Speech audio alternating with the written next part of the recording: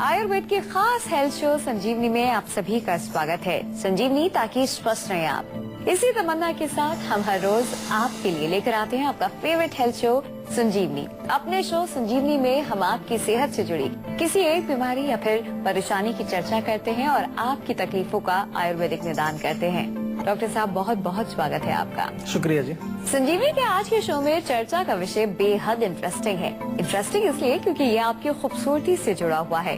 जी हाँ, आज के शो में डॉक्टर साहब आपको बताएंगे बढ़ती उम्र में भी जवां बने रहने के बेजोड़ नुस्खे, जिसे अगर आपने सही तरीके से अपना लिया तो समझिए कि घर बैठे बैठे आप दिखने लगेंगे पहले से भी ज्यादा जवान। इसलिए अगले आधे घंटे तक हमारे साथ बने रहिए, क्योंकि आज आपको एंटी एजिंग के नुस्खे तो मिलेंगे ही, साथ ही साथ संजीवनी टिप्स में जानिए झड़ते बालों की समस्या दूर करने के कारगर नुस्खे।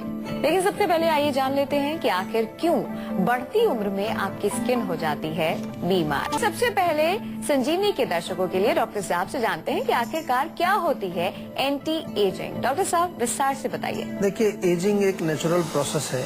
जैसे कि हमारा कोई भी भौतिक चीज जो होती है वो पैदा होती है, फिर उसका जो है एक समय होता है, फिर वो नष्ट हो जाती है। ऐसे हमारा शरीर भी जो है ये पंचमहाभूत से बना है, 5 तत्वों से बना है, आपने सुना होगा।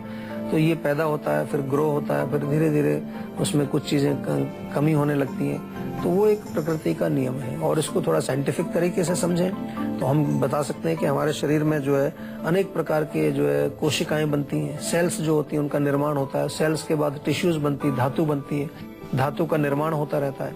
तो एक उम्र तक, 40 की उम्र तक हम ऐसा मानते हैं कि धातु का निर्माण बड़ा अच्छा होता है, या जो कोशिकाएं बनती हैं उनका नंबर अच्छा होता है, और जो कोशिकाएं मरती हैं उनका नंबर कम होता है। लेकिन जैसे 40 के ऊपर हम जाने लगते हैं तो कोशिकाएं ज्यादा टूटने लगती हैं, बनती कम है, क्योंकि हमारे सिस्टम्स कमजोर पड़ जाते हैं, हमारा पाचन संस्थान कमजोर पड़ जाता है, हमारा मेटाबॉलिज्म कमजोर पड़ जाता है। तो उसकी वजह से क्या होता है कि डीजनरेशन शुरू हो जाती है। तो ये तो एजिंग प्रोसेस है, जो कि एक नेचुरल प्रोसेस है। लेकिन एक अच्छी खबर है आपके लिए कि इसको थोड़ा सा आप अगर आयुर्वेद की शरण में आए, आयुर्वेद के कुछ चीजों को अपनाएं, तो इसको आप बहुत स्लो कर सकते हैं एजिंग प्रोसेस को। एज तो फिर भी होगी, ऐसा नहीं कि आप जो है 20 साल के हैं तो 20 के ही बने रहेंगे।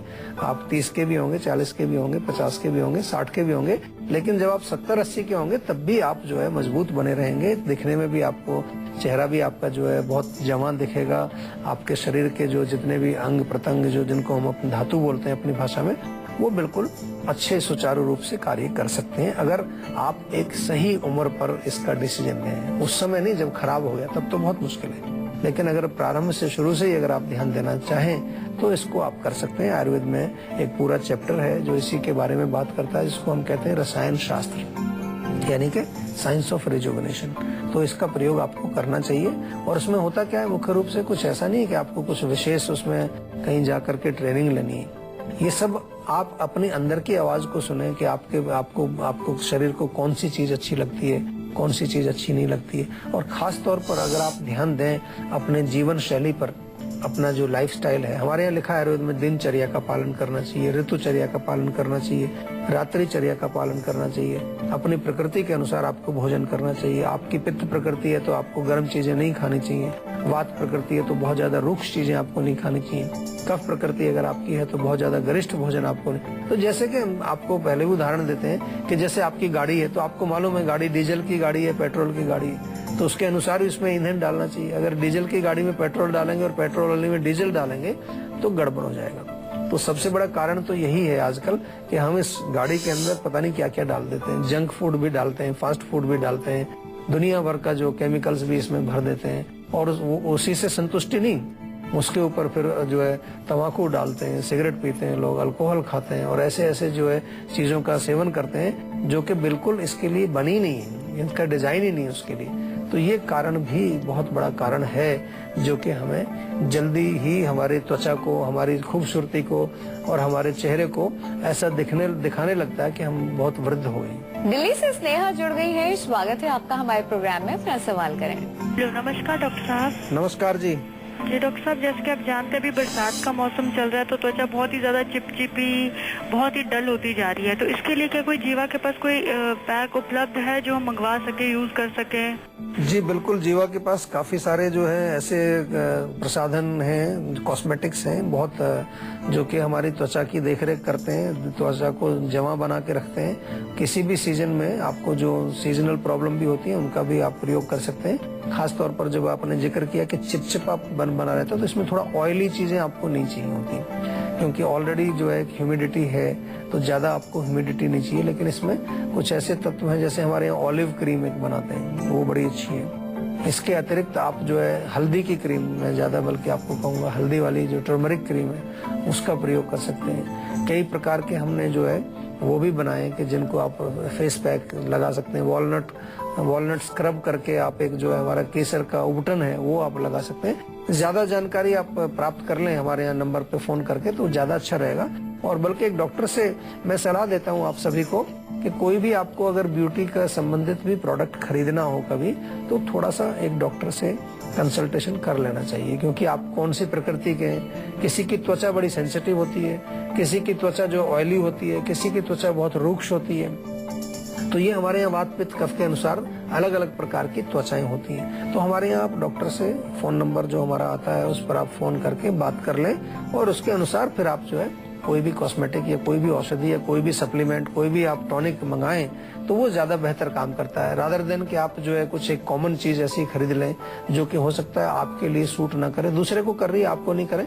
हर व्यक्ति एक अपने आप में एक यूनिट है, एक यूनिक पर्सनैलिटी हम हैं। हम इसको बार बार आपको समझाते हैं कि हर व्यक्ति एक दूसरे से भिन्न है। चाहे दिखने में एक जैसे ही हमारे पास हाथ, पैर, कान, नाक सब एक जैसे हैं, लेकिन हमारी जो प्रकृति है वो भिन्न है। और प्रकृति के अनुसार ही हमें भोजन करना चाहिए, प्रकृति के अनुसार ही कॉस्मेटिक यूज करने चाहिए, प्रकृति के अनुसार ही हमें टॉनिक्स लेने चाहिए। तभी हम जो है जमा बने रहेंगे और हमारी एजिंग को हम कंट्रोल कर पाएंगे। आइए अब डॉक्टर साहब से लगे हाथ जान ही लेते हैं कि बढ़ती उम्र की वजह से कौन कौन सी परेशानियां ऐसी हैं जो हमारी खूबसूरती में दाग लगाती हैं, यानी कि हमारी खूबसूरती को बढ़ने नहीं देती। डॉक्टर साहब आप बताइए। देखिए, बीमारियां कई हैं जो हमारी एज के साथ होती हैं, खासतौर पर स्किन के साथ कई बीमारियां आती हैं और बड़ी जल्दी आ जाती हैं। आजकल मैंने देखा है कि लोगों को ब्लेमिशेस हो जाते हैं, पिगमेंटेशन आ जाते हैं, एक्ने पिंपल्स तो टीनेज में ही आ जाते हैं। वो एज के साथ ही उसको भी कई बार जोड़ते हैं कि जैसे जैसे एज, पर्टिकुलर एज आती है, टीनेज जो है पित्त की एज है तो उसमें पित्त की वृद्धि होती है। अगर पता नहीं होगा आपको तो आपका चेहरा पूरा गंदा हो जाएगा, उससे खूबसूरती भी खराब हो जाएगी। इसी प्रकार से जब आप 30 से 40 के बीच में आते हैं तो उस टाइम आपका जो चेहरे की चमक है उसमें फर्क पड़ता है। विशेष तौर पे महिलाओं में कई हार्मोनल इम्बैलेंसेस होने की वजह से अंडर आई, डार्क सर्कल हो जाते हैं। 40 के बाद आप जाएं तो पुरुषों में जो है फिर प्रॉब्लम्स आती हैं हेयर लॉस की, दोनों महिलाओं में भी आती हैं, हेयर लॉस होने लगता है। प्रोस्टेट की प्रॉब्लम 50 के बाद, 40 के बाद भी कई लोगों को पुरुषों में प्रोस्टेट की प्रॉब्लम होने लगती है। और महिलाओं में 40 के बाद जो एक टाइम आता है जो मेनोपॉज का, उसमें हार्मोनल इम्बैलेंस होकर के कई प्रकार की समस्याएं होती हैं। थायराइड की प्रॉब्लम बहुत सारी महिलाओं में आजकल देखने को मिलती है। मोटापा हो जाता है आफ्टर डिलीवरी देखने को मिलता है। तो इनको हम कह सकते हैं कि सब खूबसूरती से जुड़ी हुई चीजें हैं और साथ साथ एज के साथ भी इनका संपर्क है। अब आप 60 के ऊपर जाएं तो जोड़ों में दर्द, अर्थराइटिस जिसको कहते हैं, ऑस्टियोआर्थराइटिस, वो होने लगता है। और जब बड़े होंगे, 70 के होंगे तो कैटरेक्ट हो जाएगा, आपको आंखों में आमतौर पर हो जाता है। मेमोरी लॉस होने लगता है। 80 के बाद जाएं तो फिर बॉडी में जो है शक्ति बिल्कुल क्षीण हो जाती है, ताकत नहीं रहती। चलने फिरने के लिए भी आपको कुछ वॉकर लेना पड़ता है, स्टिक लेनी पड़ती है। तो ये सब तमाम बीमारियां जो हैं स्टेज वाइज हमारे रोग उम्र के साथ जो जुड़ी हुई है, तो इनको हमें समझना चाहिए। और समझना क्यों चाहिए? क्योंकि उनके लिए हमें पहले से तैयारी करनी है। ऐसा वेट नहीं करना है कि जब मुझे होगी तब मैं जो है कंसल्ट करूंगा डॉक्टर से, तब तो खराब हो चुका मामला। अगर आपके घुटनों में ग्रीस वो खत्म हो चुका तब जनरली लोग आते हैं, तब भी नहीं आते हमारे पास। तब भी वो कह रहे जी 15 साल से घुटनों में जो है दर्द हो रहा है। तो मैं कह अभी तक क्या कर रहे थे भैया आप? कह रहे जी बस ऐसे ही काम चला रहे थे अभी तक। तो इसलिए थोड़ा सा आपको सतर्क रहना चाहिए। ये हमने इसलिए विषय इसलिए भी लिया है ताकि आपको थोड़ा सा हम अवगत कराएं कि जब भी आप उस वर्ग में हैं, आप 40 के अभी नहीं हुए, मान लो अभी 30 और 40 के बीच में है, तो आप ये मान के चलिए कि 40 के बाद आपको कुछ बीमारियां जैसे कि डायबिटीज आती है, लाइफस्टाइल डिसऑर्डर्स में आजकल बहुत कॉमन है, ब्लड प्रेशर आ जाता है, कोलेस्ट्रॉल लोगों का बढ़ने लगता है, तो ये आपको जरूर समझना चाहिए इसके बारे में, तब आप जो है स्वस्थ रह सकें। पानीपत से राम नारायण जी जुड़ गए हैं। स्वागत है आपका हमारे प्रोग्राम में, अपना सवाल करें। नमस्कार सर। नमस्कार जी। सर मैं राम नारायण बोल रहा हूँ पानीपत से सर। जी बोलिए। सर मेरी बेटी है 18 साल की। अच्छा। सर उनको तकरीबन 10 साल से उनको समस्या है, उनके बाल जो सिर पे बाल हैं वो गंजापन हो गया है। अच्छा। और बाकी जगह शरीर पे ठीक है, बाल जैसे आईब्रोज वगैरह जो होते हैं वो सब ठीक है, सिर्फ सिर पर बाल नहीं है बिल्कुल भी। आयुर्वेद देखो रोग तो आपने जो समझाया बड़ा अच्छा समझाया, धन्यवाद उसके लिए। और जैसा कि आपने बताया और ऑटो इम्यून डिसऑर्डर डॉक्टर ने बताया, तो कठिन रोग है, खासतौर पर इस उम्र में अगर ऐसा रोग आता है तो थोड़ा मुश्किल ही इसको माना जाता है। एक तो मैं आपको ये बता दूं कि अभी आप फिलहाल प्याज का रस निकाल लीजिए या नींबू का रस, प्याज का रस या नींबू के रस से उनको जहाँ जहाँ पर बाल नहीं आते उससे थोड़ा मसाज करिए। काली मिर्च का पाउडर भी कई बारी जो है हम उसमें लगाने को बताते हैं, उसको तेल में, सरसों के तेल में मिला करके उससे थोड़ा सा रगड़ें उसको। तीखा लगेगा वहाँ पर, तीखा लगने का क्या, हमारा जो मेन पर्पस है कि जो वहाँ छिद्र है बालों के लिए, जो छिद्र बना है उसमें थोड़ा सा तीखापन जाएगा, शार्प उसमें जाएगा, तो वो थोड़ा स्टिमुलेशन पैदा करता है, हीट पैदा करता है, गर्मी पैदा करता है, एक जोश पैदा करता है वहाँ पर। ये आप जरूर करिए। साथ में पानीपत में आप रहते हैं तो मैं आपसे निवेदन करूंगा कि हमारी क्लिनिक है सोनीपत के अंदर, वहाँ जाकर के एक बार डॉक्टर से आप दिखा भी लीजिए और थोड़ा अच्छे प्रकार से वो पूरा परामर्श कर लीजिए, ताकि रोग अच्छे प्रकार से समझ में आएगा आयुर्वेद की दृष्टि से, तो उसका बेहतर इलाज हम कर पाएंगे। आइए इसी के साथ बात करते हैं आज की संजीवनी की, जिसमें डॉक्टर साहब आपको बताएंगे बढ़ती उम्र में जवान दिखने के बेमिसाल नुस्खे। तो डॉक्टर साहब कैसे दिखें और भी ज्यादा खूबसूरत और भी ज्यादा जवान? देखिए, सबसे जो इम्पोर्टेंट चीज है वो ये है कि आपको अपनी केयर करनी चाहिए। ऐसा नहीं कि कोई बाहर से कोई प्रोडक्ट आप खरीद लेंगे, उसको लगा करके आप सुंदर बन जाएंगे, जवान बन जाएंगे, ऐसा हम सोचते हैं। इसीलिए हम जो अपनी केयर नहीं करते। केयर का मतलब है कि हमें एक अपना नियमित रूप से अपना ध्यान रखना चाहिए, खाने पीने का, पोषण का ध्यान रखना चाहिए, एक्सरसाइज नियमित रूप से करनी चाहिए। बहुत जरूरी है नींद। प्रॉपर नींद अगर आपको नहीं आएगी, उससे भी आपके शरीर में जो है डिजेनरेशन या कई प्रकार की जो है क्षति होने लगती है। और इसके अतिरिक्त मन को प्रसन्न रखना बहुत जरूरी है। टेंशन, स्ट्रेस, नेगेटिव थिंकिंग से जो आप जो चिड़चिड़े होने से, गुस्सा करने से भी आपके खूबसूरती पर बहुत प्रभाव पड़ता है। तो पॉजिटिव माइंड रखना चाहिए, खुश रहना चाहिए। हालांकि खुश रहना बहुत मुश्किल है आज के युग में, लेकिन जैसी भी स्थिति है उसमें कोशिश करनी चाहिए आप प्रसन्न बने रहें। क्योंकि अगर इसको बहुत फिलोसफिकल दृष्टि से देखेंगे तो आपको समझ आएगा कि एंड ऑफ द डे, अंत में तो क्या है कि हम सब लोग यहाँ क्षणिक, टेम्परेरी, क्षण भंगुर कहते हैं, जीवन हमारा है, कुछ क्षणों के लिए यहाँ पर है, चाहे उसको 10 साल कहें, 20 साल, 50, 100 साल जो भी कहें। तो थोड़ा सा इस पर चिंतन करेंगे तो आप शायद अपने आप को ज्यादा केयर कर पाएंगे। दूसरा, कुछ अच्छे नुस्खे भी हैं, जैसे कि हमारे यहाँ आंवला बहुत अच्छा एक रसायन माना जाता है, अश्वगंधा का सेवन आप कर सकते हैं। इसी तरह से जो है ड्राई फ्रूट्स जो होते हैं, बादाम है, अखरोट है, खजूर है, किशमिश है, इनका सेवन आप करें। ये हमारे पोषक तत्व हमारे जो बड़े अच्छे इसमें अंदर मिलते हैं, हमारे शरीर को स्वस्थ रखते हैं, हमारी धातुओं को पुष्ट करते हैं। अच्छा दूध आपको मिलता है, उसका सेवन आप करें, उससे आपको काफी फर्क पड़ता है। शहद बहुत अच्छा एक टॉनिक है, शहद का प्रयोग आप कर सकते हैं। हमारे यहाँ जीवा में तो हमने ऐसे हेल्थ केयर पैक भी बनाए हैं, महिलाओं के लिए अलग हेल्थ केयर पैक है, उसको शक्ति, आयुर शक्ति के नाम से, जो कि एक रिजुविनेशन का पैक भी बनाया है। रसायन कैसे आप जो है उसमें कुछ ऐसी चीजें, रिजुविनेशन हेल्थ केयर पैक बनाया है, वो भी आप आयुर्वेदिक फॉर्मूलेज हैं, उनका प्रयोग आप जरूर करना चाहिए। क्योंकि जिस प्रकार से आप अपने गाड़ी का केयर करते हैं, अपने मोबाइल का केयर करते हैं, सब चीज का केयर करते हैं, इसका भी केयर करना चाहिए। और सबसे बड़ी चीज जो बहुत इम्पोर्टेंट है कि पंचकर्म भी आपको करना चाहिए। अंदर से सफाई, गंदगी की सफाई भी बहुत जरूरी है। जिस प्रकार से गाड़ी की सर्विसिंग आप कराते हैं, ऐसे इस गाड़ी की सर्विसिंग भी समय समय पर करवाते रहेंगे तो अच्छी गाड़ी चलेगी आपकी और मजबूत रहेगी।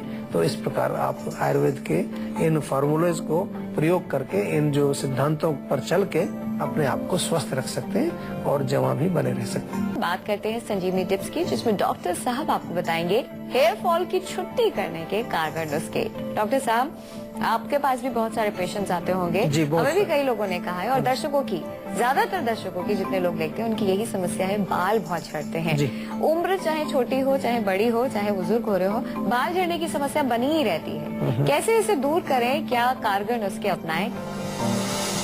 ये देखिए, दूर करने का तो एक ही तरीका होता है कि पहले समझना चाहिए कि क्यों बाल झड़ रहे हैं। ऐसे आंख बंद करके नहीं भागना है कि भाई ये तेल लगा लिया, ये फलाना चीज कर लिया, ऐसे नहीं। वो ठीक है, आप उसको प्रयोग करते हैं, लेकिन प्रयोग करने के बाद रिजल्ट नहीं मिलते।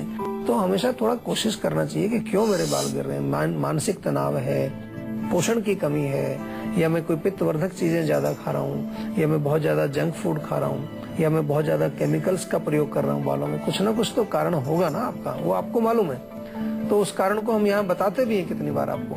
तो कारण को जरूर ढूंढ लीजिए, उसको हटा दीजिए, उससे आपको फर्क पड़ जाएगा। दूसरा फिर जो है कुछ बड़े बढ़िया आपके जो है आयुर्वेदिक नुस्खे हैं, वो उनका प्रयोग आप कर सकते हैं। प्याज का रस बहुत अच्छा काम करता है। प्याज का रस लेकर के आप थोड़ा बालों में, जड़ों में अच्छी तरह से लगाएं और फिर उसको रात भर छोड़ दें। अगर ज्यादा स्मेल आपको आती है तो सुबह लगा लें, 2-1 घंटे तक उसको छोड़ें।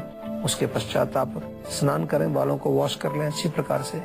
इसी प्रकार से प्याज का रस, नींबू का रस और दही, ये मिलाकर के 3 चीजें, इनसे बालों को धोएं सप्ताह में 1-2 बार, उससे भी बहुत फर्क पड़ेगा। ग्रीन टी आजकल बड़ी पॉपुलर हो रही है, बहुत सारे लोग हमें कहते हैं जी हम ग्रीन टी पीते हैं। अब वो ग्रीन टी को आप उबाल करके और जो है उसका जो पानी है, उस पानी को भी जड़ों में अच्छी तरह से रगड़ेंगे, क्योंकि ग्रीन टी में एंटीऑक्सीडेंट्स काफी होते हैं, उससे भी आपको फर्क पड़ेगा। और बहुत इम्पोर्टेंट है कि बालों की ऑयलिंग जरूर करनी चाहिए। तेल जरूर लगाएं, अच्छी तरह से तेल लगाएं, कम से कम 2 बार तो जरूर लगाना चाहिए सप्ताह में। वैसे तो रोज भी लगा सकते हैं और 1 दिन छोड़ के भी लगा सकते हैं।